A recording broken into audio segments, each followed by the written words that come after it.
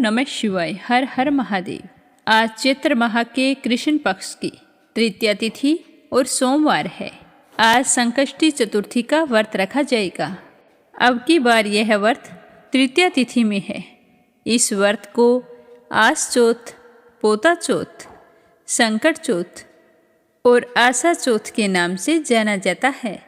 यह व्रत कुल परंपरा को बढ़ाने वाला, सुख सौभाग्य देने वाला और मन की हर आशा को पूरी करने वाला होता है।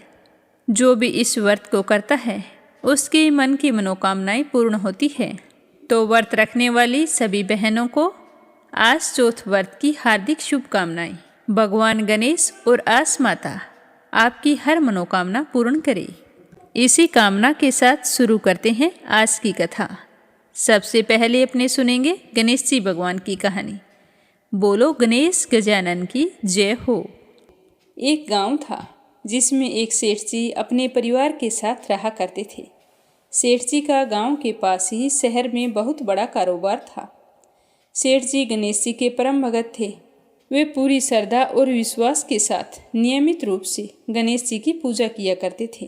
तो गणेश जी की कृपा से सेठ जी के घर में अन्न धन के भंडार सदैव भरे रहते थे। उनके जीवन में किसी भी प्रकार की कोई कमी नहीं थी। नित्य प्रतिदिन वो नियम से नदी पर स्नान करने जाते और आकर गणेश जी की पूजा करते, उन्हें भोग लगाते। गणेश जी की पूजा करने के बाद ही स्वयं भोजन किया करते थे। ये उनका रोजाना का नियम था। पर यह बात सेठानी जी को बिल्कुल भी अच्छी नहीं लगती थी। वो धार्मिक नहीं थी और ना ही भगवान में विश्वास रखती थी। सेठ जी को रोजाना ऐसा करने के लिए मना किया करती थी, लेकिन सेठ जी सेठानी की बात पर ध्यान नहीं देते थे। एक दिन की बात है, सेठानी सोचने लगी कि ये गणेश जी को इतना मानते हैं और कहते हैं कि सब कुछ गणेश जी भगवान ने दिया है और हमेशा इनकी पूजा करते हैं।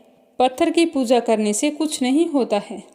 आज मैं गणेश जी को यहाँ से उठा लेती हूँ, फिर देखती हूँ कि वो गणेश जी की पूजा कैसे करेंगे और बिना पूजा किए कितने दिन भूखे रहेंगे।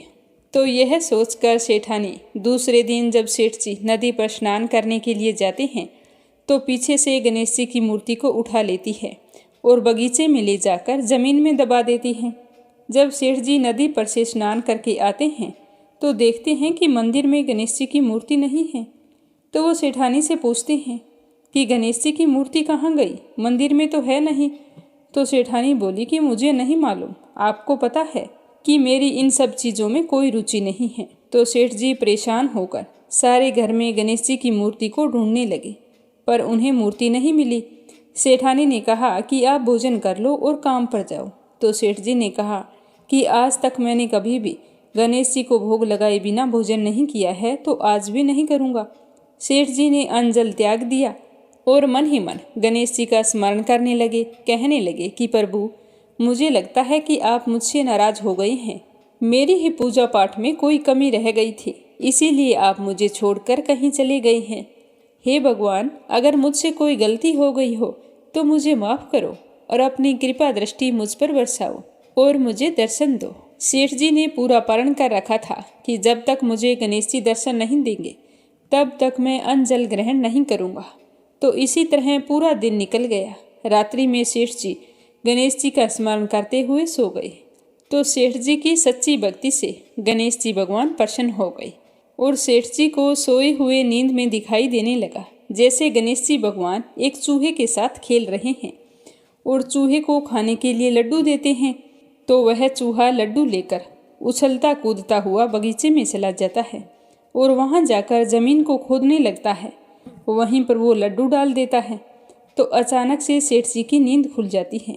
तो वो सोचने लगते हैं कि मुझे इस तरह का सपना क्यों आया। फिर खड़े होकर बगीचे में चले जाते हैं और उसी जगह को जाकर खोदते हैं जिस जगह को अपने सपने में चूहे को लड्डू दबाते हुए देखा था। तो जैसे ही थोड़ी सी मिट्टी हटाई तो हटाते ही एक कपड़े के अंदर लपेटे हुए गणेश जी महाराज की मूर्ति मिल गई। तो यह देखकर सेठ जी बहुत ही प्रसन्न हुए और मूर्ति को लाकर नहला धुलाकर मंदिर में विराजमान कर दिया और पूजा पाठ करने लगे।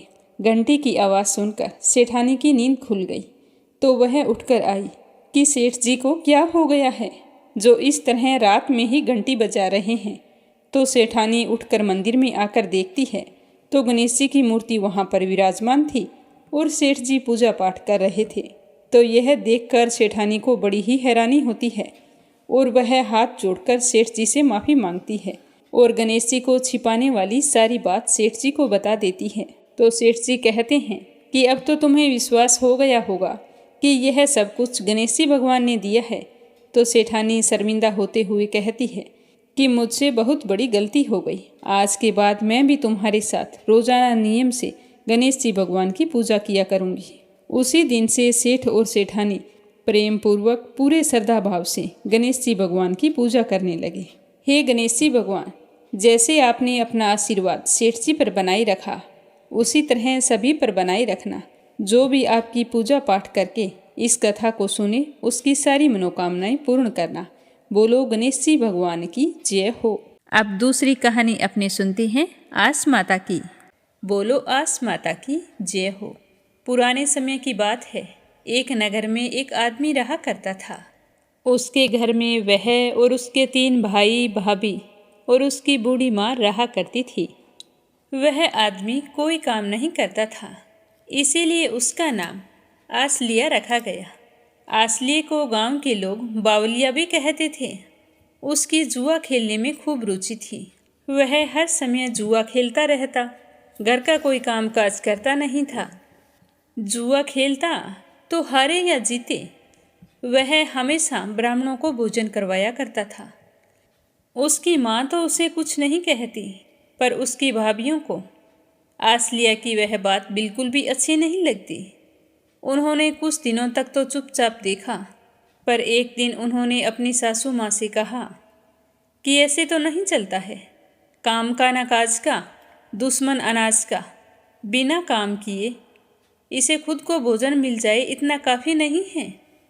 जो पता नहीं कहाँ से ब्राह्मणों को ले आता है और रोजाना भोजन करवाता है, ये काम हमें कतई पसंद नहीं है। आप अपने बेटे से कह दो कि इस घर को छोड़कर निकल जाए, नहीं तो हम तीनों इस घर को छोड़कर चली जाएंगी। तो आसलिए की माँ अपनी बहुओं की बात सुनकर बहुत ही दुखी हुई, पर उसने अपनी बहुओं से कुछ नहीं कहा। शाम को जब आसलिए आया, उसने अपनी माँ को उदास बैठे देखा तो वह पूछने लगा कि माँ, क्या बात हो गई? आज आप इस तरह से उदास क्यों बैठी हैं? तो आसलिए की बात सुनकर वह कहने लगी कि बेटा, क्या बताऊं, तू कोई काम तो करता नहीं है। अगर कोई काम धाम करता होता तो आज ये नौबत नहीं आती। आज तुम्हारी भाभियों ने कहा है कि या तो तुम घर से निकल जाओ, नहीं तो हम तीनों घर छोड़कर निकल जाएंगी। तो आसलिए ने इसका कारण जानना भी जरूरी नहीं समझा। उसने खड़े होकर अपनी माता के चरण स्पर्श किए और कहा कि माँ, आप मेरी चिंता मत करना, मैं जैसे तैसे कहीं पर रह लूँगा, लेकिन भाभियाँ घर छोड़कर कहाँ जाएंगी? यह कहकर वह बड़े ही दुखी मन से अपना घर छोड़कर निकल गया।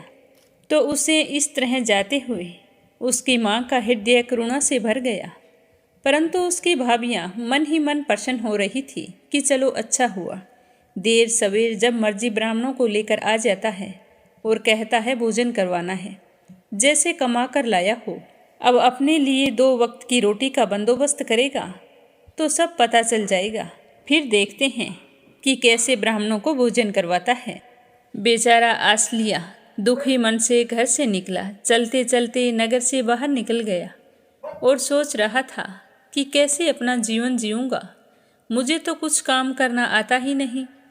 तो इसी तरह सोचते हुए वह दूसरे नगर में पहुंच गया और अपने मन में आस माता का नाम लेते हुए वह एक जगह पर जाकर बैठ गया। गांव के बाहर इस तरह अनजान व्यक्ति को बैठा देखकर गांव में बहुत ही जल्दी यह खबर फैल गई कि पता नहीं कौन है और यहाँ गांव के बाहर पीपल के पेड़ के नीचे बैठा है। तो गांव के कुछ लोग वहाँ पर आए और उससे पूछने लगे कि तुम कौन हो और यहाँ पर क्यों बैठे हो? तो उसने कहा कि मेरा नाम आसलिया है और मुझे जुआ खेलने के अलावा दूसरा कोई काम नहीं आता। अब मेरे घर वालों ने मुझे निकाल दिया है। मैं सोच रहा हूँ कि मैं क्या काम करूँ और कहाँ जाऊँ।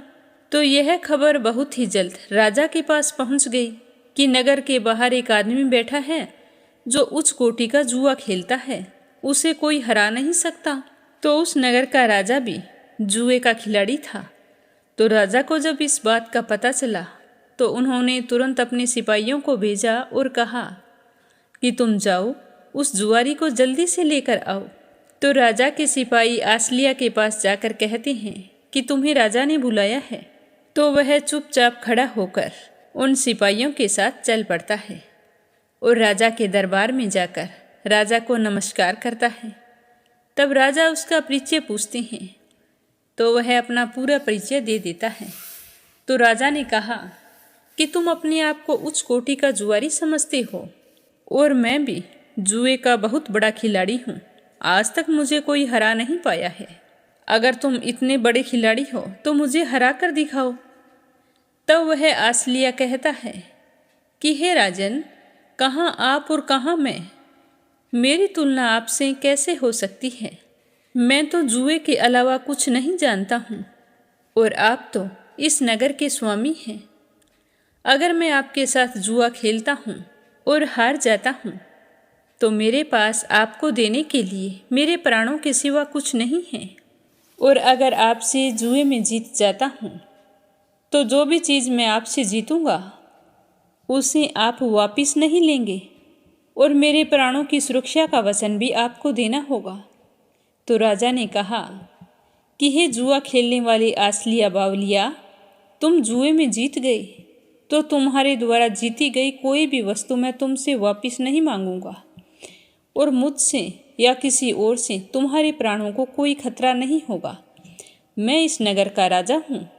ईश्वर को साक्षी मानकर तुम्हें यह वचन देता हूँ। तो इस तरह के वचन देने के बाद उन दोनों के बीच में जुए का कार्यक्रम शुरू हो गया। उस जुए में कभी राजा की बाजी होती तो कभी बावलिया की होती। इस तरह लंबे समय तक जुआ चलता रहा और राजा लगातार अपनी सभी वस्तुओं को हार रहे थे। जब राजा अपनी सारी वस्तुओं को हार गए तब आसलिया बावलिया बोला कि हे महाराज, अभी आप अपनी सभी हारी हुई वस्तुओं को वापस जीत सकते हैं। आपके पास आपका राज्य जुए के खेल में दांव पर लगाएं, जिससे आप वापस जीत जाएंगे। तो राजा ने बिना सोचे विचारे अपना राज्य जुए के खेल में दांव पर लगा दिया और बाजी लगाई गई और राजा अपने राज्य को जुए में हार गए। राजा तो वचनबद्ध थे, कुछ भी नहीं कर सके। तो कहे अनुसार राजा अपने राज्य को उस जुआ खेलने वाले आसलिया बावलिया को सौंपकर नगर छोड़कर जाने लगे। तो वह कहने लगा कि राजन, मैं इस तरह आपको सब कुछ छोड़ छाड़ कर नहीं जाने दे सकता। आप यहीं पर रहें और अपना राज्य संभालें। मुझे नहीं पता कि राज्य को कैसे संभाला जाता है। मैंने तो तुमसे पहले ही बोला था कि मुझे जुआ खेलने के अलावा कुछ नहीं आता है। तो उसकी बात सुनकर राजा बहुत ही खुश हुए और कहने लगे कि बेटा, मेरे कोई संतान नहीं है और आज से तुम ही मेरे बेटे हो। मैं तुम्हें यह उत्तरदायित्व सौंपता हूँ और मैं तुम्हें सब कुछ सिखाऊंगा कि राज्य को कैसे संभाला जाता है। अब राजा की देख रेख में आसलिया राजा बनकर अपने राज्य और प्रजा का पालन करने लगा। थोड़े ही दिनों में वह सब कुछ सीख गया और बड़े राजसी ठाट बाट से रहने लगा। लेकिन जब से वो घर छोड़कर आया था तो उसी दिन से उनके घर वालों का अन्न धन समाप्त होना शुरू हो गया और थोड़े ही दिनों में भोजन के भी लाले पड़ गए। तब वे घर छोड़कर कार मजदूरी की तलाश में दूसरे नगर में चले गए। जिस नगर में वो पहुँचे वो नगर उसी के बेटे का था। वहाँ जाकर वो गली गली में आवाज़ लगाने लगे कि हमें कोई काम पर रख लो, हमें कोई काम पर रख लो। तो जैसे ही वो सारे राजमहल के आगे से गुजर रहे थे तो आसलिया की नज़र उन पर पड़ी। तो उसने देखा कि उसकी माँ, भाई और भाभी बड़े ही दीन गरीब हालत में काम के लिए आवाज़ें लगाते हुए घूम रहे हैं। तो उनकी यह हालत देखकर वह बहुत ही दुखी हुआ और उसने अपने सिपाहियों को बुलाकर उन्हें कहा कि ये बाहर जो आवाज़ लगा रहे हैं उन्हें राजमहल में लेकर आओ। तो उन सबको पता नहीं था कि यहाँ का राजा आसलिया है। तो सारे के सारे राजमहल में आ गए। तो आसलिया अपने आप को रोक नहीं सका। वह भागकर अपने माताजी के चरण स्पर्श किए और उन्हें गले से लगा लिया और उसकी आंखों से आंसू बहने लगे। अब उसके भाई भाभी सारे हैरान थे कि आसलिया राजा कैसे बन गया। उसकी माँ अपने बेटे को राजा बने देखकर बहुत ही प्रसन्न थी और उसकी आंखों में आंसू आ गए। तो वह कहने लगा कि माँ, अब रोने का समय नहीं है। तुम्हारा आलसी बेटा, तुम्हारा निकम्मा बेटा देखो राजा बन गया है। फिर उसने अपनी भाभियों के चरण स्पर्श किए और कहा कि देखो भाभी, आपका देवर आज राजा बन गया है। तो वो कहने लगी कि देवर जी, हमें माफ़ कर दो, हमसे गलती हो गई। तो आसलिए ने कहा कि गलती किस बात की? अगर उस समय आप मुझे घर से ना निकालती तो मैं राजा कभी नहीं बन पाता। मुझे तो यह सब कुछ आस माता की कृपा से मिला है। मैं तो आज भी ब्राह्मणों को भोजन करवाता हूँ। तुम सारे यहाँ पर खुशी खुशी रहो। तो उसकी माँ कहने लगी कि बेटा, आज से मैं भी तुम्हारे साथ आस माता के व्रत किया करूँगी और ब्राह्मणों को भोजन करवाऊँगी। तभी उस नगर का राजा वहाँ आ जाता है। तो आसलिया राजा से अपने परिवार को मिलाता है। तो वह आसलिया के माता के चरण स्पर्श करके कहता है कि माता, आपके बेटे ने मेरे बेटे होने की कमी को पूरा कर दिया है। मेरा सौभाग्य है जो आपका बेटा आज मेरे यहाँ राजा बनकर रह रहा है। तो इस तरह हंसी खुशी सारे राजमहल में रहने लगे। और फिर राजा ने पड़ोसी राज्य में अपने बेटे आसलिए की सगाई तय करके विवाह करवा दिया और सारे नगर में ढिंडोरा पिटवाया कि आज से सारे लोग आस माता की पूजा और व्रत किया करें। तो राजा के आदेश से सारे नगरवासी आस माता का व्रत रखने लगे। कहते हैं कि आस माता का व्रत जिस किसी आशा को लेकर हम करते हैं वह आशा हमारी जरूर पूरी होती है। हे आस माता, जैसे तुमने आसलिया बावलिया को राजपाट दिया वैसे ही सबकी मनोकामना पूर्ण करना। जो भी आपका व्रत रखे, व्रत रखकर इस कथा को सुने, सुनाए या फिर हुंकारे भरे, उसकी सारी मनोकामना पूर्ण करना। बोलो आस माता की जय हो। अब अपने सुनते हैं दशा माता की अगली कहानी। बोलो दशा माता की जय हो। एक गांव में एक घर में सास बहू रहा करती थी। सास का बेटा यानी कि बहू का पति परदेश गया था। एक दिन उनके चूल्हे की आग बुझ गई। तो सास ने अपनी बहू से कहा कि बेटा, गांव में से किसी के घर से आग लाकर भोजन बना ले। तो बहू अपनी सासू की आज्ञा मानकर आग लेने के लिए पड़ोस में गई तो उसे आग नहीं मिली। ऐसा करते करते वह पूरे गांव में पूछ आई, किसी ने भी उसे आग नहीं दी। तो वो पूछने लगी कि क्या बात है, आज हमारे घर में आग नहीं है और आज सारी की सारी आग देने से मना कर रही हो। मेरी बूढ़ी सासू माँ घर पर भूखी है, मुझे भोजन बनाना है। तो वे औरतें कहने लगी कि बहन, जब तक दशा माता की पूजा नहीं की जाती तब तक हम आग नहीं दे सकते। तो बेचारी बहू खाली हाथ घर लौट गई। घर आकर उसने अपनी सास को बताया कि माँ जी, गांव भर में आज किसी ने भी मुझे आग नहीं दी। सारी बोल रही है कि दशा माता की पूजा है, इसीलिए आग नहीं मिलेगी। तो सास बहू दिन भर भूखी प्यासी बैठी रही। शाम हो जाने पर सास ने कहा कि बेटा, मैं आग लेने के लिए जाती हूँ। यह कहकर वो आग लेने गई तो उसकी पड़ोसन ने उसे आराम से बैठाया और कहा कि सुबह तुम्हारी बहू आग लेने आई थी, परंतु माँ जी, हमारे तो यहाँ पूजा नहीं हुई थी, इसीलिए हम आग नहीं दे सकी। तो सास कहने लगी कि बेटा, दशा माता का व्रत क्यों करती हो और यह व्रत कैसे किया जाता है? तो उसकी पड़ोसन ने कहा कि माँ जी, यह व्रत तो घर की दशा सुधारने के लिए और मन की मनोकामना पूर्ण करने के लिए किया जाता है। तो सास ने कहा कि बेटा, मुझे इस व्रत की विधि बताओ। तो पड़ोसन कहने लगी कि अगर आप कोई पूजा कर रहा है तो उसे डोरा लेकर भी पूजा कर सकते हैं। अगर आप ऐसे ही व्रत शुरू करना चाहते हैं तो या किसी के घर में बच्चा हुआ हो या फिर कोई गाय भैंस किसी के पहले बच्चा हो और वो नर हो तो आप इस व्रत को शुरू कर सकती हैं। तो सास आग लेकर अपने घर चली। तभी रास्ते में उसे एक आदमी दिखाई दिया जो बछड़ा लेकर चल रहा था। उसके पीछे एक गाय थी। तो वह बुढ़िया पूछने लगी कि बेटा, यह गाय का पहला बच्चा है क्या? तो उस आदमी ने उत्तर दिया कि हाँ माँ जी। तो फिर वह बुढ़िया पूछने लगी कि बछड़ा है या बछिया? तो वह आदमी कहने लगा कि माँ जी बछड़ा है। तो सास ने घर जाकर बहू से कहा कि बेटा, आज से हम भी दोनों दशा माता का डोरा लेंगी और व्रत करेंगी। तो दोनों सास बहू ने जैसा पड़ोसन ने बताया था उसी तरह व्रत का डोरा ले लिया और व्रत करना शुरू कर दिया। रोजाना दशा माता की पूजा पाठ करती रहती। 9 व्रत पूरे हो जाने पर 10वें दिन जब चैत्र माह के कृष्ण पक्ष की 10वीं तिथि आई तो डोरे की पूजा की। सास बहू दोनों ने मिलकर 10-10 पूरी बनाई और कुल 21 पूरी बनाई। पहली पूरी गाय को दे दी। पूजन समाप्त होने पर सास बहू दोनों व्रत का पारण करने के लिए बैठ गई। उसी समय बुढ़िया के बेटे ने परदेश से लौटकर दरवाजे पर आवाज़ लगाई। आवाज़ सुनकर माँ ने अपने बेटे को पहचान लिया। खुश तो हुई पर सोचने लगी कि व्रत का पारण कर रही हूँ, बीच में तो खड़ा होना नहीं। कोई बात नहीं, थोड़ी देर दरवाजे पर ही खड़ा रहेगा। मैं पारण करने के बाद में दरवाज़ा खोल दूंगी।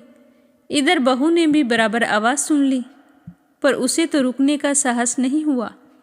उसने अपने थाली का अन्न इधर उधर किया और झट से पानी पीकर खड़ी हो गई और बाहर जाकर दरवाज़ा खोल दिया। उसके पति ने पूछा कि अम्मा कहाँ हैं? तो बहू ने उत्तर दिया कि वह तो अभी पारण कर रही है। तब पति कहने लगा कि मैं तुम्हारे हाथ का जल भी नहीं पीऊँगा, क्योंकि मैं 12 बरस से घर आया हूँ। इतने दिनों में ना जाने तुम किस प्रकार रही होगी। अब तो मुझे अम्मा ही जल पिलाएगी, तभी मैं जल पीऊँगा। यह सुनकर उसकी पत्नी एकदम से हैरान हो गई। सोचने लगी कि अचानक से इन्हें क्या हो गया है। पर उसे यह मालूम नहीं था कि पारण का अपमान करने पर उस पर दशा माता का कोप हुआ है। वह चुपचाप बैठ गई। इतने में उसकी सासू माँ व्रत का पारण करके आई और अपने बेटे के पास गई। तो बेटे ने बड़े ही प्रेम भाव से माँ के चरण स्पर्श किए। उसकी माँ ने उसे आशीर्वाद दिया और बेटे को घर में ले गई। माँ ने ले जाकर थाली परोसी कि बेटा भोजन कर ले। तो जैसे ही उसका बेटा भोजन करने लगा, जैसे ही वह पहला ग्रास लेने लगा, तो बहू के फेंके हुए वो पूरियों के जूठे टुकड़े अपने आप उठ कर उसकी थाली में आने लगे। तो वह अपनी माँ से पूछने लगा कि माँ, यह सब कुछ क्या हो रहा है? तो उसकी माँ कहने लगी कि बेटा मैं क्या जानूँ, ये तो बहू जाने। तो यह सुनते ही बेटा तो आग बबूला हो गया और कहने लगा कि ऐसी बहू मेरे किस काम की, जिसके चरित्र की साक्षी तुम भी नहीं हो। मैं उसे घर में नहीं रख सकता, इसे अभी घर से निकालो। अगर वो इसी समय घर से नहीं गई तो मैं अभी वापस चला जाऊंगा। तो उसकी माँ कहने लगी कि बेटा, हमने दशा माता का व्रत किया था और उसने व्रत के पारण का अपमान किया है, उसी की वजह से यह सब कुछ हो रहा है। तुम्हारी बुद्धि भ्रमित हो गई है, ऐसी कोई बात नहीं है। पर वह अपनी माँ की बात सुनने को तैयार नहीं था। बार बार बस यही कह रहा था कि इसे घर से बाहर कर दो, नहीं तो मैं घर छोड़कर चला जाऊंगा। तो बेचारी उसकी माँ सोचने लगी कि चलो थोड़ी देर के लिए बहू को घर से बाहर कर दूंगी, जब इसका गुस्सा शांत हो जाएगा तो बुला लूंगी। ऐसा सोचकर बुढ़िया ने बहू से कहा कि बेटा, तू थोड़ी देर के लिए घर से बाहर जाकर खड़ी हो जा। जब इसका गुस्सा शांत हो जाएगा तब मैं तुझे वापस बुला लूंगी। बेटा, तुमने व्रत के पारण का अपमान किया है, पूड़ियों को इधर उधर फेंक दिया। इससे दशा माता क्रोधित हो गई है और उसी की वजह से यह सब कुछ हो रहा है। तो बेचारी बहू के तो कुछ समझ नहीं आ रहा था।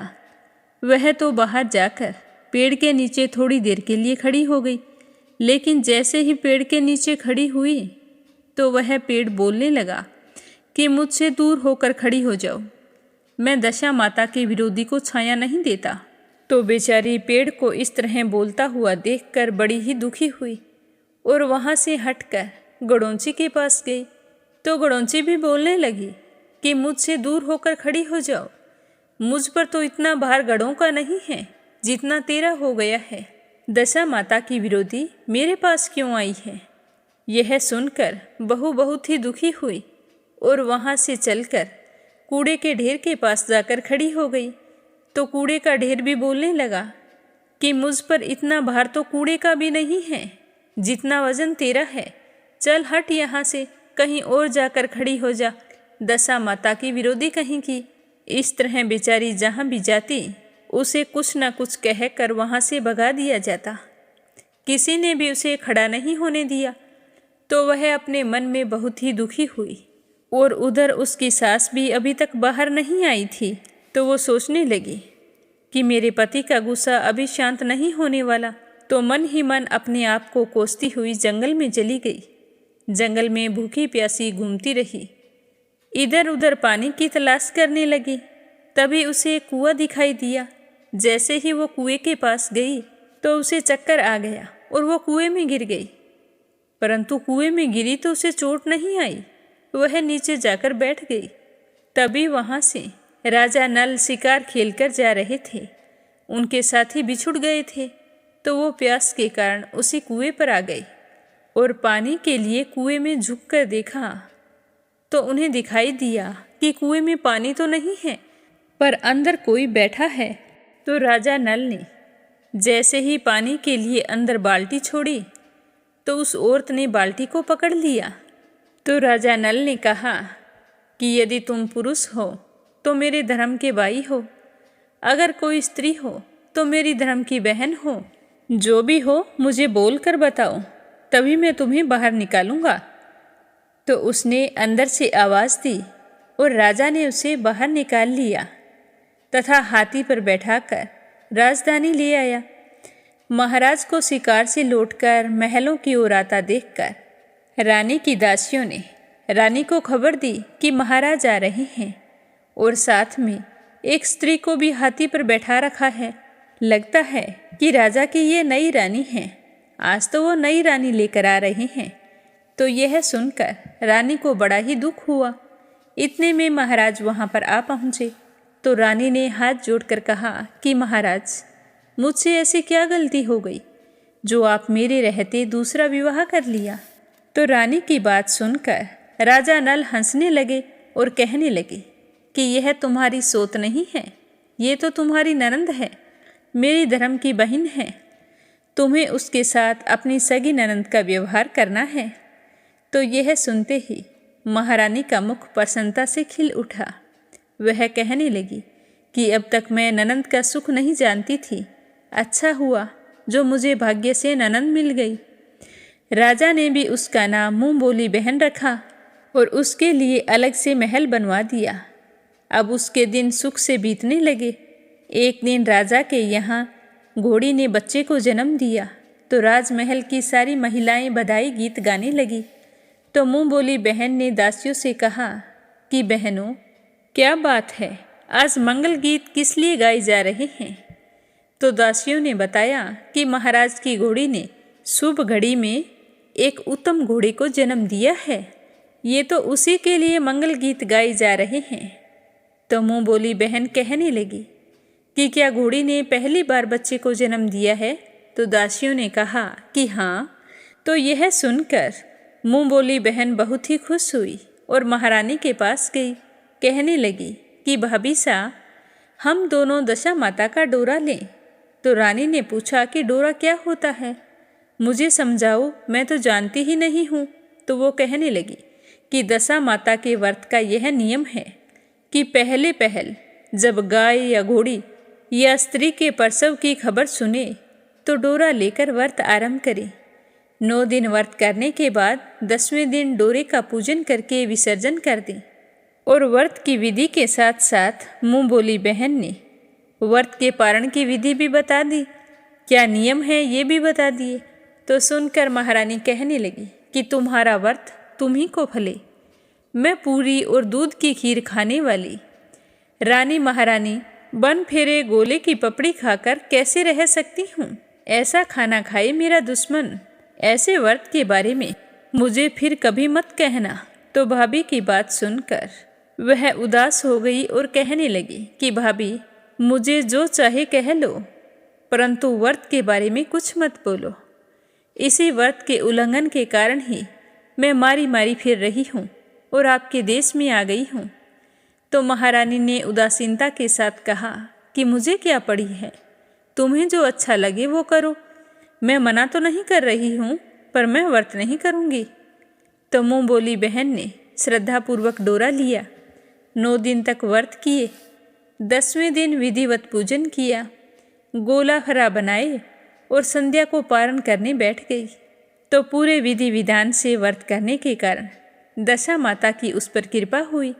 उसी समय उसके पति को अचानक कुछ प्रेरणा सी हुई और वह अपनी माँ के पास गया और कहा कि माँ, आपकी बहू को यहाँ से गए हुए कितने महीने हो गए, मैंने तो उसकी कोई खबर नहीं ली। अब तुम्हारी आज्ञा हो तो मैं उसे ढूंढ कर लाता हूँ। तो अपने बेटे की बात सुनकर उसकी माँ बहुत ही खुश हुई और मन ही मन दशा माता का धन्यवाद करने लगी। और वह अपनी माता की आज्ञा पाकर अपनी पत्नी को ढूंढने के लिए निकल पड़ा।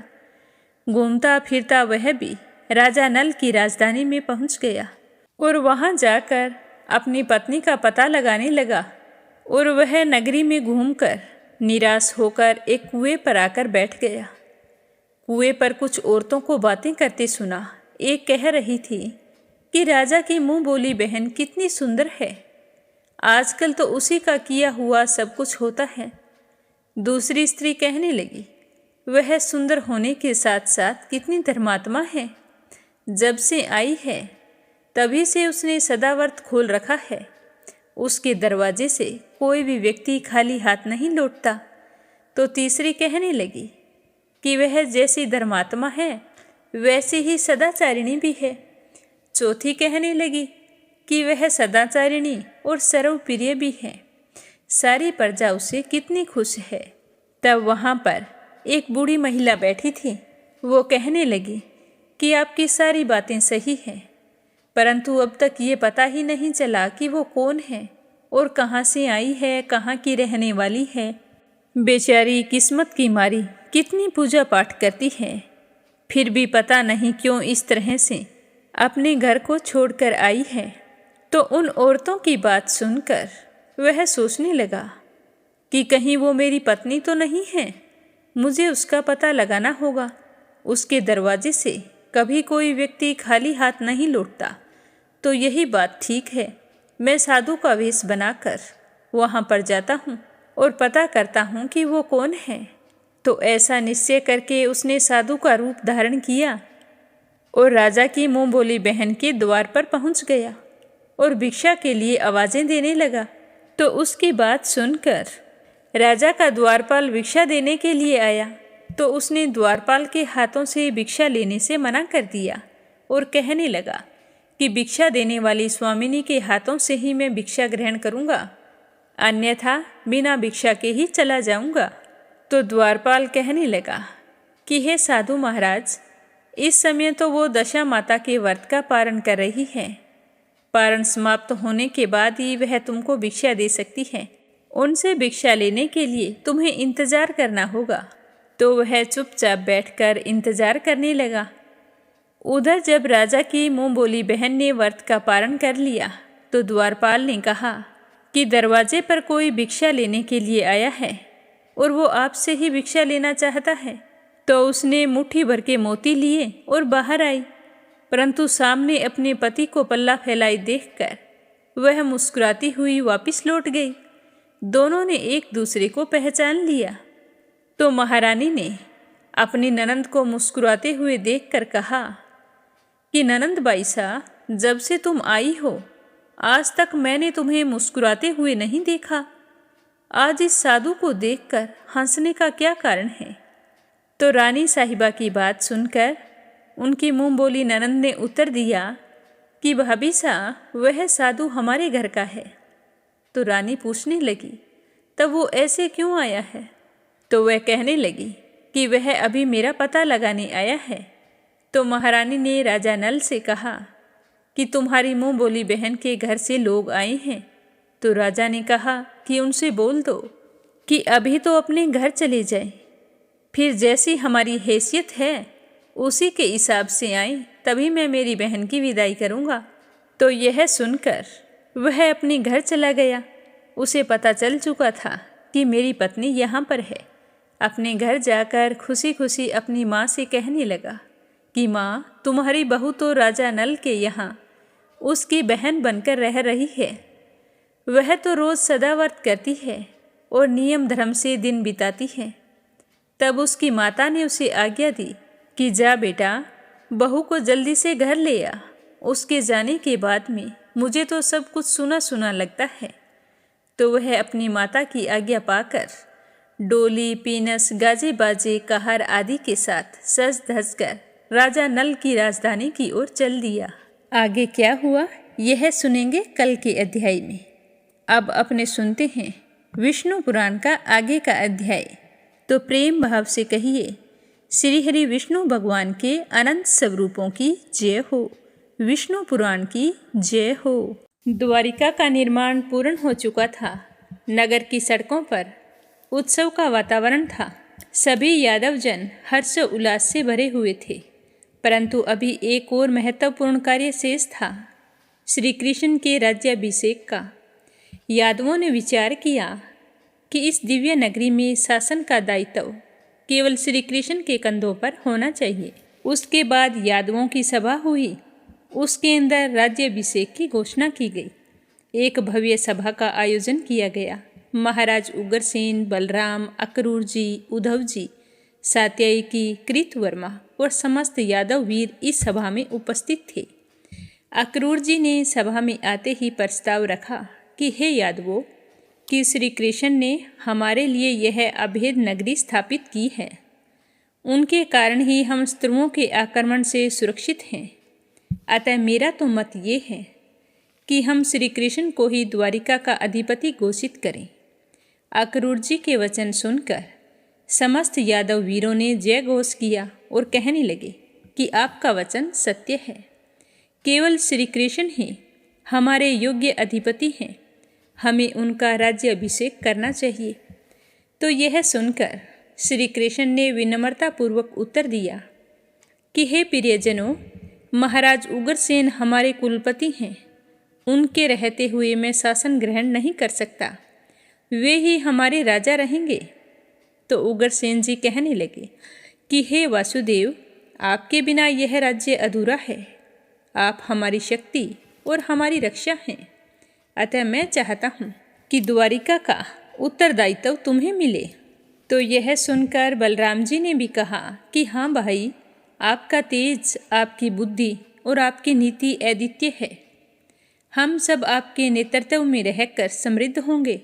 तो उन सभी का एक मत देखकर श्री कृष्ण ने उनकी प्रार्थना स्वीकार कर ली और फिर कहने लगे कि ठीक है, मैं द्वारिका की रक्षा का उत्तरदायित्व स्वीकार करता हूँ, परंतु राज्य का सर्वोच्च पद महाराज उग्रसेन के पास ही रहेगा। मैं केवल एक सेवक के रूप में धर्म और नीति का पालन करूँगा। तो यादव जन यह सुनकर बहुत ही हर्षित हुए और फिर द्वारिका में एक भव्य राज्याभिषेक समारोह का आयोजन किया गया। गंगा और अन्य पवित्र नदियों का जल लाया गया। सप्त ऋषियों को आमंत्रित किया। वेदों के मंत्रों का उच्चारण होने लगा। देवताओं ने भी इस पावन अवसर पर पुष्प वर्षा की। भगवान बलराम ने स्वयं अपने कर कमलों से श्री कृष्ण का राज्याभिषेक किया। सोने के कलश में जल भरकर अग्नि प्रज्वलित करके यज्ञ किया और फिर चारों वेदों के मंत्रों से सारा वातावरण गूंज उठा। जब अभिषेक पूरा हुआ तो समस्त नगरवासियों ने हर्ष उल्लास से जय घोष किया। जय द्वारिकाधीश की, जय श्री कृष्ण की। फिर श्री कृष्ण ने सभी को आशीर्वाद दिया। अब द्वारिका का शासन सुव्यवस्थित रूप से स्थापित हो गया। महाराज उग्रसेन राज्य के प्रमुख थे, परंतु श्री कृष्ण की बुद्धिमत्ता और रणनीति के कारण राज्य निरंतर उन्नति करने लगा। द्वारिका में सुख, शांति और समृद्धि का वास हो गया। कुछ ही समय में द्वारिका एक संपन्न और शक्तिशाली राज्य बन गया। नगर के बाजार व्यापार से भरपूर थे, कृषि समृद्ध थी, समुद्री व्यापार का विस्तार हुआ। श्री कृष्ण ने न्याय और धर्म की स्थापना की। अक्रूर जी, उद्धव जी, बलराम जी और सात्यकी जैसे वीरों की सहायता से श्री कृष्ण ने द्वारिका को एक आदर्श राज्य बना दिया। अब द्वारिका का गौरव चारों दिशाओं में फैल चुका था। श्री कृष्ण केवल एक योद्धा ही नहीं थे, बल्कि एक महान शासक भी थे। उन्होंने अपनी नीति से द्वारिका में सद्भावना और एकता स्थापित की, न्यायप्रिय शासन लागू किया, दुष्टों का दमन किया, सत्पुरुषों को सम्मान दिया। अब द्वारिका केवल एक नगर ही नहीं, बल्कि धर्म और नीति का केंद्र बन चुका था। द्वारिका में सुख शांति का वातावरण था, परंतु इस शांति के पीछे एक नया संकट सिर उठा रहा था। यह संकट था मगधराज जरासंध का प्रतिशोध। श्री कृष्ण ने कंस का वध किया था और कंस जरासंध का दामाद था। इसीलिए जरासंध श्री कृष्ण से अत्यधिक क्रोधित रहता था और हमेशा बदला लेने की ताक में रहता था। उसने प्रतिज्ञा ली थी कि वह यादवों का संहार करेगा और श्री कृष्ण को पराजित करके अपमानित करेगा। जरासंध ने अपनी अपार सेना को संगठित किया। उसके साथ 30 अन्य राजाओं की विशाल सैन्य टुकड़ियां भी थी। उसने पाटलिपुत्र मगध से कूच किया और द्वारिका पर आक्रमण करने की योजना बनाई। जब द्वारिका में यह समाचार पहुंचा और श्री कृष्ण को पता लगा, तो उन्होंने तुरंत एक सभा का आयोजन किया। उग्रसेन, बलराम, अक्रूर जी, सात्यकी, उद्धव जी और अन्य वीर यादव इस सभा में उपस्थित थे। तो उग्रसेन जी चिंतित होकर बोले कि हे वासुदेव, मगधराज जरासंध के पास अपार सेना है। वह हमारे विरुद्ध लगातार आक्रमण करता रहेगा, तो हमें कोई ठोस निर्णय लेना होगा। तो बलराम जी ने भी अपने पराक्रमी स्वर में कहा कि मुझे कोई चिंता नहीं है। अगर जरासंध युद्ध चाहता है तो मैं अकेले ही उसे पराजित कर दूंगा। परंतु श्री कृष्ण शांत थे। वे केवल शक्ति के बल पर विजय नहीं चाहते थे, वे दूरदृष्टि से युद्ध की रणनीति बना रहे थे। तो श्री कृष्ण ने कहा कि मेरे भाई बलराम, हम युद्ध कर सकते हैं, परंतु यह कोई स्थायी समाधान नहीं है। जरासंध को हराने के बाद भी वह बार बार आक्रमण करेगा। हमें ऐसा कोई उपाय करना होगा जिससे हम अपने राज्य की रक्षा भी कर सकें और व्यर्थ के युद्ध से भी बच जाएं। तो यह सुनकर अक्रूर जी कहने लगे कि हे माधव, तुम्हारे मन में क्या योजना है? तो श्री कृष्ण मुस्कुराए और बोले कि हमें रण छोड़कर नीति अपनानी होगी। युद्ध में शक्ति से अधिक बुद्धि का उपयोग करना चाहिए। जरासंध चाहता है कि हम युद्ध में उलझें, परंतु हम अपनी रक्षा करते हुए अपनी शक्ति को भविष्य के लिए सुरक्षित रखेंगे। लेकिन यादवों को यह योजना पहले तो समझ नहीं आई। बलराम जी ने आश्चर्य से पूछा कि क्या आप यह कहना चाहते हैं कि जरासंध से डरकर हम युद्ध से भाग जाएं? तो श्री कृष्ण ने कहा कि हाँ, किंतु यह पलायन नहीं है, बल्कि एक रणनीति वापसी है। हम द्वारिका को छोड़कर समुद्र के भीतर एक नया नगर बसाएंगे जो अभेद और सुरक्षित होगा। अब सभी को श्री कृष्ण की योजना समझ में आने लगी। श्री कृष्ण की यह योजना युद्ध से बचने की नीति नहीं थी, बल्कि यह भविष्य में द्वारिका को अजेय बनाने की योजना थी। जैसे ही जरासंध की सेना द्वारिका की ओर बढ़ी, तो श्री कृष्ण और बलराम ने यादवों को संगठित किया। रात्रि के अंधकार में यादवों ने एक योजनाबद्ध ढंग से द्वारिका से प्रस्थान किया। उन्होंने समुद्र के गहरे जल में जाकर एक नई नगरी बसाने की योजना बनाई, जो दुश्मनों की पहुंच से बाहर हो। और उसी समय जरासंध की सेना द्वारिका पहुंच चुकी थी। वहां पहुंचकर उन्होंने देखा कि वहां तो कोई नहीं था। तो जरासंध क्रोध से पागल हो गया और कहने लगा कि वासुदेव तो कायर निकला। वह मेरे सामने युद्ध करने की हिम्मत नहीं जुटा सका। अब तो मैं इस नगरी को जला दूंगा। तो जरासंध ने द्वारिका के पुराने भवनों में आग लगा दी और अपनी विजय का उत्सव मनाने लगा। परंतु उसे यह पता नहीं था कि श्री कृष्ण ने पहले ही एक नई और भव्य और सुरक्षित नगरी की स्थापना कर दी है। इस प्रकार श्री कृष्ण ने रण छोड़ बनकर भी द्वारिका को सुरक्षित रखा और अपने लोगों की रक्षा की। इस तरह श्री कृष्ण रण छोड़ तो कहलाए परंतु विजयी हुए। युद्ध के मैदान से हटकर भी श्री कृष्ण ने वास्तव में विजय प्राप्त की थी। उन्होंने यह सिद्ध कर दिया था कि सच्चा पराक्रम केवल शस्त्रों की शक्ति से नहीं बल्कि बुद्धि और नीति से होता है। अब द्वारिका समुद्र के बीचों बीच एक अभेद नगरी थी। यहाँ तक कोई दुश्मन आसानी से नहीं पहुँच सकता था। यह एक प्राकृतिक किला बन चुका था। यह अब चिरस्थायी और अजेय हो चुका था। तो बलराम जी ने श्री कृष्ण से कहा कि हे कान्हा, आपने बिना युद्ध किए ही जरासंध को पराजित कर दिया। अब मैं समझ गया कि आप क्यों योगेश्वर कहलाते हैं। तो अक्रूर जी ने भी कहा कि हे माधव, आपका प्रत्येक कार्य लीला से भरा हुआ है। आपने रण छोड़ बनकर भी संपूर्ण जगत को यह सिखलाया कि युद्ध से बचकर भी विजय प्राप्त की जा सकती है। तो उनकी बात सुनकर श्री कृष्ण हंसने लगे और कहने लगे कि धर्म की रक्षा के लिए केवल तलवार उठाना ही पर्याप्त नहीं है। कभी कभी एक कदम पीछे हटकर भविष्य के लिए बड़ी विजय की नींव रखनी पड़ती है। यही नीति युक्ति का वास्तविक ज्ञान है। अब द्वारिका दुश्मनों की पहुंच से दूर थी। यादवों की शक्ति बढ़ चुकी थी। अब श्री कृष्ण और बलराम जी का ध्यान एक और महत्वपूर्ण कार्य की ओर था। युधिष्ठिर को उनका राज्य वापस दिलाने की योजना। उनका ध्यान एक अन्य धर्म युद्ध की ओर था, कौरवों और पांडवों के बीच होने वाले संघर्ष की ओर। इंद्रप्रस्थ में युधिष्ठिर ने राजसूय यज्ञ करने की इच्छा व्यक्त की। यह यज्ञ केवल वही राजा कर सकता था जिसकी सत्ता को संपूर्ण भारतवर्ष स्वीकार करता हो। परंतु यह यज्ञ तभी संभव था जब समस्त शक्तिशाली राजाओं को पराजित कर उन्हें युधिष्ठिर की अधीनता स्वीकार करनी पड़े। युधिष्ठिर ने इस कार्य के लिए अपने चारों भाइयों को चारों दिशाओं में भेज दिया। भीमसेन पूर्व दिशा में गए, अर्जुन उत्तर दिशा में गए, नकुल पश्चिम दिशा में गए, सहदेव दक्षिण दिशा में गए। सभी राजाओं को पराजित करके उन्होंने युधिष्ठिर के समक्ष उनकी स्वीकृति प्रस्तुत की।